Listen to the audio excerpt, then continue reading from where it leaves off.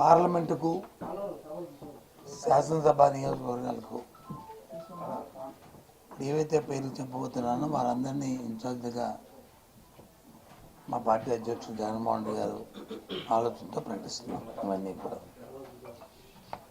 Kakinada MP స్థానానికి parliament నియోజకవర్గానికి చలమశెట్టి సునీల్ నియోజకవర్గ ఇన్ఛార్జిగా ఆయన బాధ్యతలన్నింటినీ పార్టీ బాధ్యతలన్నింటినీ కూడా ఆయన చూస్తారు. మచిలీపట్నం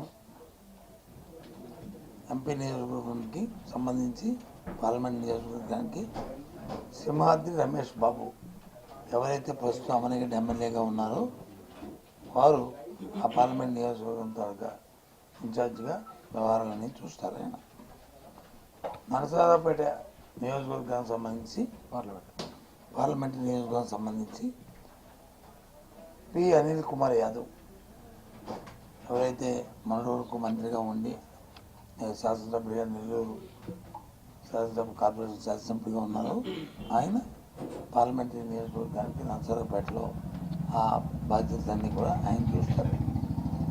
తిరుపతి ఎంపీగా ఎస్ఎస్ఎంలో ఇప్పుడు ప్రజెంట్ ఉన్న డాక్టర్ ఎంసీ గురుమూర్తి ఎవరైతే ఉన్నారో ఆయన మొన్న సచివేడు ఎమ్మెల్యే నియోజకవర్గానికి వచ్చి పెట్టాం. మళ్ళీ ఆయన తిరిగి బ్యాక్కి ఆయన పార్లమెంట్ నియోజకవర్గాన్ని ఆయన పర్యవేక్షించడానికి ఆయన్ని చూడమని చెప్పి ఆదేశాలు ఇవ్వడం జరిగింది.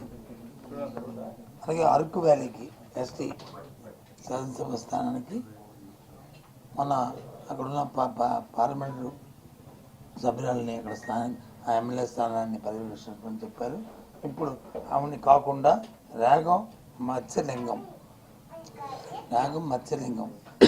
ఆయన్ని ఆ శాసనసభ నియోజకవర్గంలో అది ఆయన పార్టీ వ్యవహారాలు అన్నీ చూడడానికి వచ్చి ఆయన నియమించడం జరిగింది. అమనిగడ్డకి డాక్టర్ సింహాద్రి చంద్రశేఖర్ ఒక ప్రముఖ వైద్యుడు అయిన అంకాలజిస్టు రాష్ట్రంలోనే ఆ తండ్రి గారు కూడా సింహాద్రి సత్యనారాయణ మంత్రిగా చేశారు. వారి అబ్బాయి అయిన డాక్టర్ సింహాద్రి చంద్రశేఖర్ గారిని ఆ శాసనసభ నియోజకవర్గానికి ఆయన్ని ఇన్ఛార్జ్గా నియమించడం జరుగుతుంది. సత్యవేడి ఎస్సీకి అసెంబ్లీ స్థానానికి అసెంబ్లీ స్థానానికి ఆ నియోజకవర్గం సంబంధించి నౌకతోటి రాజేష్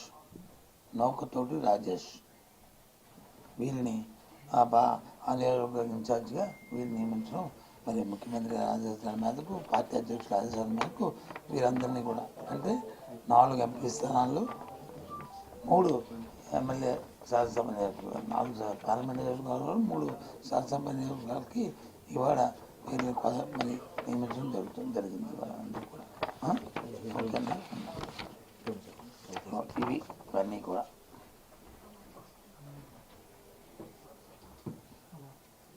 ఓకేనా?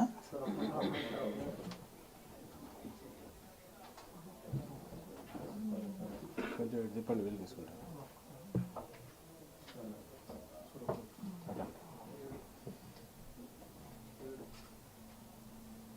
నాలుగు పార్లమెంట్ నియోజకవర్గాలు 3 శాసనసభ నియోజకవర్గాలు ఓకేనా?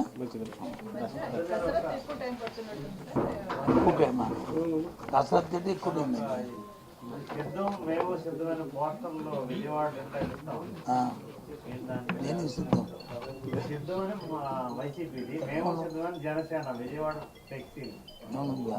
సిద్ధం దేనికి వాళ్ళు సిద్ధం నాకు మేము సిద్ధమనేది వచ్చి రాబోయే సారస్వత ఎన్నికల్లో ఈ రాష్ట్రంలో ఉన్న ఎన్నికలు జరుగుతున్న నేపథ్యంలో పార్టీ క్యాడర్తో సమాయత్తం చేసుకుంటూ ఎన్నికలు సిద్ధంగా ఉన్నామనేది మన అక్కడ భీముల్లో నుంచి ముఖ్యమంత్రి గారు లక్షలాది కార్యకర్తల్ని ఉద్దేశించి ప్రసంగించి వాళ్ళందరినీ సిద్ధం చేశారు.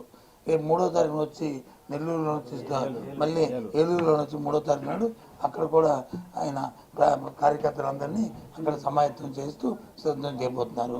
మరి దేనికి సిద్ధం అవుతున్నారో నాకే తెలియదు. ఇప్పుడు మా ఊరికైతే మేము సిద్ధం ఉండడానికి ఒక అర్థం ఉంది. ఎందుకంటే ఒక పార్టీ సింగిల్గా పోతున్నాం, 175 స్థానాలకు మేము వస్తున్నాం.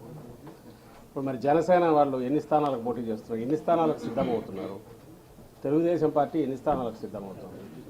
ఒకరుగా వస్తున్నందుకు మేము సిద్ధం అనడంలో ఒక సవాలు ఉంది. సంఘటన ఉందండి. దానికి ఒక సంగతి ఉంది.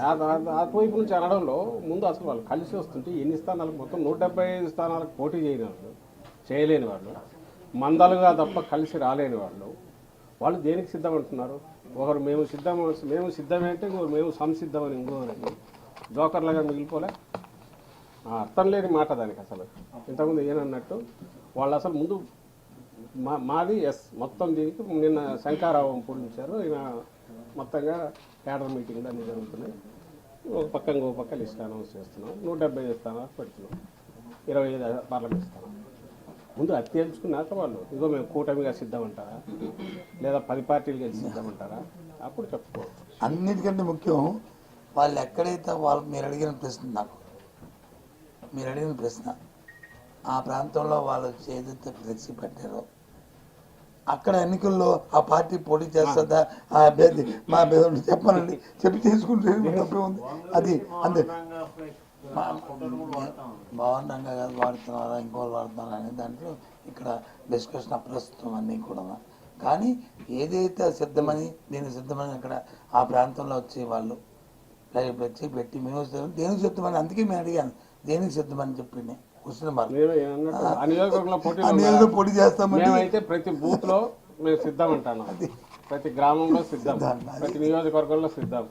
అక్కడ వైఎస్ఆర్సీపీ సిద్ధం ఉంటుంది. మీరు అక్కడ జనసేన పోటీలో లేని చోట జనసేన సిద్ధం అంటే దానికి సంసిద్ధం అంటే దానికి ఏమైనా అర్థం ఉంటుందా? తెలుగుదేశం పార్టీ లేని చోట సంసిద్ధం అంటే అర్థం ఉంటుందా? మొత్తం స్థానాలకు పోటీ చేయని వాళ్ళు సిద్ధం అంటే దేనికి సిద్ధం ఉంటుంది?